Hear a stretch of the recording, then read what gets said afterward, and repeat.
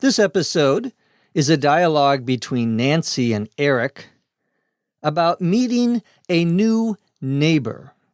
Let's get started.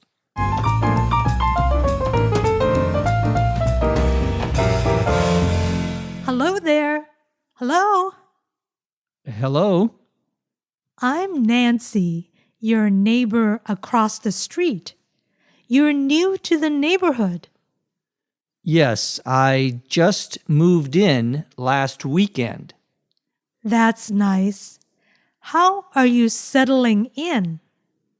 Fine, thanks. Would you like to come over and have a cup of coffee? I can give you the scoop on the neighborhood and give you some tips on places to go and things to do in this area. Thanks, but I'm kind of busy right now. I'll take a rain check. No problem. Stop by any time. We have quite a few social events in the area that you might be interested in. I'm not much of a joiner. I tend to keep to myself. Oh, but we couldn't let you do that. I'm appointing myself your new social secretary.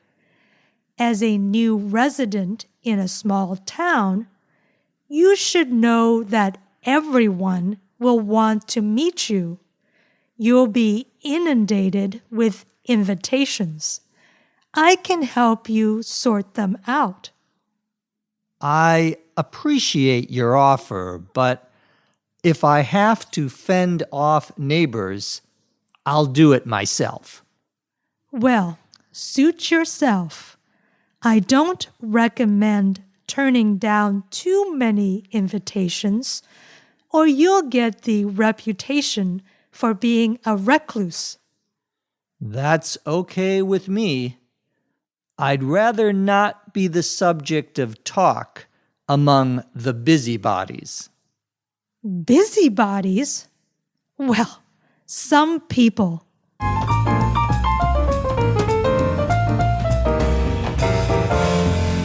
Our dialogue begins with Nancy saying to Eric, "Hello there. Hello."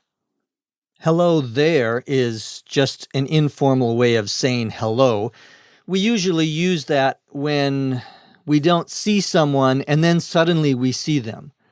And we're indicating that we can see them. Eric says hello. Nancy says, "I'm Nancy, your neighbor across the street." Your neighbor is the person who lives either right next to you or very close to you. Nancy says, "You're new to the neighborhood," meaning you have not been in this area before. Eric says, "Yes, I just moved in last weekend." To move in means to move to a new location. You can move in or you can move out. Nancy says, "That's nice. How are you settling in?" To settle, S-E-T-T-L-E, in, is a two-word phrasal verb, meaning to begin to feel comfortable in a new place, to begin to feel like this new place is now familiar to you. Eric says, "Fine, thanks." He's settling in just fine. Nancy then asks, "Would you like to come over and have a cup of coffee?" To come over is a phrasal verb meaning to come to my house or to come to where I am. Nancy says, "I can give you the scoop on the neighborhood and give you some tips on places to go and things to do in this area." The scoop, S-C-O-O-P, refers to information, what we might call inside information, information that is not available to everyone. If someone says, "I want to give you the scoop on our new boss, he's saying, I want to give you information about our new boss that nobody else knows or that perhaps few people know. Nancy invites Eric over to give him the scoop on the neighborhood. Notice the preposition on comes after scoop. If you're going to give someone the scoop, you're going to give them the scoop on something or on someone. So the preposition on almost always follows scoop. Eric says, thanks, but I'm kind of busy right now. I'm kind of busy means I'm somewhat busy. I'll take a rain check, he says. To take a rain, R-A-I-N, check, is to say, I can't do that right now, but I will do it in the future. When someone offers you something and you can't do it immediately, you might say, I'll take a rain check, meaning not now, but maybe later, maybe at a different time, at a later time. Nancy says, no problem, meaning that's okay. Stop by any time. To stop by, B-Y, means to stop at someone's house or where someone is. You can stop by any place, really.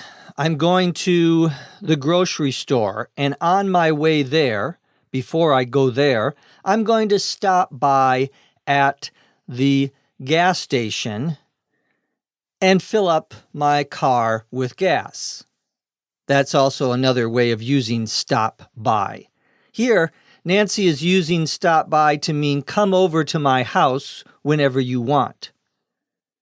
She says, we have quite a few social events in the area that you might be interested in. A social event would be like a party or anything where a group of people get together and have a good time. Eric says, however, I'm not much of a joiner. The word joiner, J-O-I-N-E-R, refers to a person who likes to participate in group activities, who likes to join groups to do things. Eric says he is not much of a joiner, meaning he doesn't like to join groups and spend time with other people, I guess. He says, I tend to keep to myself. To keep to yourself means to be a private person, a person who doesn't like talking about himself or giving information about himself. Nancy says, oh, but we couldn't let you do that. I'm appointing myself your new social secretary. Nancy is telling Eric that she won't let him keep to himself, basically. She's going to appoint herself his new social secretary. To appoint yourself is to say, I am going to do this particular job or this particular role, even though no one has asked me to do it. That is appointing yourself. We often use this in a joking way when someone says, I'm going to appoint myself the king of this house, and everyone must do what I say. I tried that. It doesn't work so well with the queen of my house. Anyway, Nancy has appointed herself the new social secretary. A social secretary is a person whose job it is to manage someone's social appointments, where they go to lunch, the parties they attend, and so forth. Normally, only a very rich or important person would have a social secretary, someone who would handle things that were not related to the person's business life, but to his or her personal life. Nancy continues, as a new resident in a small town, you should know that everyone will want to meet you. A resident is a person who lives in a particular area. I'm a resident of California. When I lived in Minnesota, I was a resident of Minnesota. Nancy is saying that because Eric is new to the area, other people will want to meet him. She says, you'll be inundated with invitations. To be inundated, INUNDATED, means to be flooded by or to have a lot of something, too much of something. I am inundated with emails every morning. That means lots of people email me, too many people. I can't possibly respond to all of them. That's to be inundated. Nancy is saying Eric will be inundated with invitations from other people in this small town where he has moved to. She says, I can help you sort them out. To sort, S-O-R-T, something out, is a phrasal verb meaning to look at a large amount of something, a large amount of information, for example, and decide how to categorize it, how to organize it. That's what Nancy is suggesting she do for Eric. Eric says, I appreciate your offer, but if I have to fend off neighbors, I'll do it myself. To fend, F-E-N-D, off, is a phrasal verb meaning to protect or defend yourself against someone or something, especially if someone is attacking you. Eric, of course, doesn't think his neighbors are going to attack him. He's sort of making a joke, saying if he gets a lot of people who want to contact him, he'll be able to take care of it himself. He will be able to fend off neighbors by himself. Nancy says, well, suit yourself. That expression, suit, S-U-I-T, yourself, means if that's the way you want to do it, then go ahead. It's usually said when someone offers help to another person and the other person rejects it, the other person says no, and the person who offered the help feels a little offended or a little upset that the other person didn't accept his help. So that's probably why Nancy is saying, suit yourself. She's saying, well, I tried to help you, but you say you want to do it a different way, so that's okay, fine. But she's also saying that that's probably not a good decision. In a way, it's a criticism of Eric. She's saying, by this little expression, suit yourself, that you are making the wrong decision and you will probably have negative consequences because of it. That's a lot to say in 2 words, but that is in fact what Nancy is saying here, I think. She says, I don't recommend turning down too many invitations, or you'll get a reputation for being a recluse. To turn down an invitation is to say no to something, to reject something. Reputation, R-E-P-U-T-A-T-I-O-N, is how other people perceive you, how other people see you, the opinions that other people have of you. Nancy is saying that if Eric turns down a lot of invitations from his neighbors, he'll get a reputation for being a recluse, R-E-C-L-U-S-E. A recluse is a person who spends most of his or her time alone, without talking to other people. Eric says, however, that's okay with me. I'd rather not be the subject of talk among the busybodies. A busybody, B-U-S-Y, B-O-D-Y, is someone who gossips about other people, someone who wants to know what's going on in other people's lives, even though it isn't any of his or her business. You have no reason to know what is happening with your neighbor's marriage. If you try to find out, you're probably being a busybody. You're trying to get information about the private lives of other people that you have no right to know and shouldn't be interested in. However, sometimes it's very interesting what's happening with our neighbors. But we should not be busybodies. Nancy is insulted by this term because it is an insulting term. If you say to someone, you're a busybody, that's an insulting term. That's a criticism of that person. Nancy says, busybodies. Well, some people. That expression, some people, is used to show how you are shocked by what someone has said or what someone has done. You can't believe it.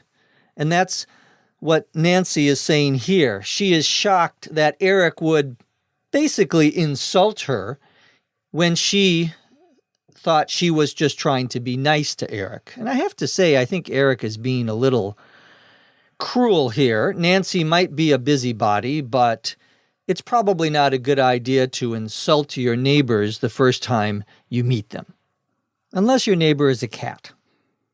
Now let's listen to the dialogue, this time at a normal speed.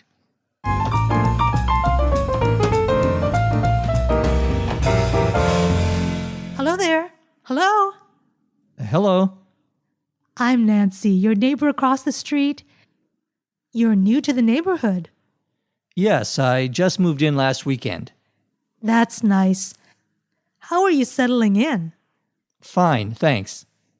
Would you like to come over and have a cup of coffee? I can give you the scoop on the neighborhood and give you some tips on places to go and things to do in this area. Thanks, but I'm kind of busy right now. I'll take a rain check. No problem. Stop by any time. We have quite a few social events in the area that you might be interested in. I'm not much of a joiner. I tend to keep to myself. Oh, but we couldn't let you do that. I'm appointing myself your new social secretary. As a new resident in a small town, you should know that everyone will want to meet you. You'll be inundated with invitations. I can help you sort them out. I appreciate your offer, but if I have to fend off neighbors, I'll do it myself. Well, suit yourself. I don't recommend turning down too many invitations, or you'll get the reputation for being a recluse. That's okay with me. I'd rather not be the subject of talk among the busybodies. Busybodies? Well, some people.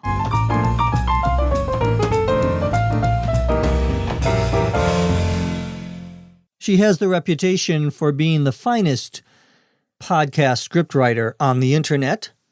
I speak, of course, of our one and only scriptwriter, Dr. Lucy Tse. Thank you, Lucy. From Los Angeles, California, I'm Jeff McQuillan. Thank you for listening. Come back and listen to us again right here on ESL Podcast. English as a Second Language podcast is written and produced by Dr. Lucy Tse, hosted by Dr. Jeff McQuillan. Copyright 2014 by the Center for Educational Development.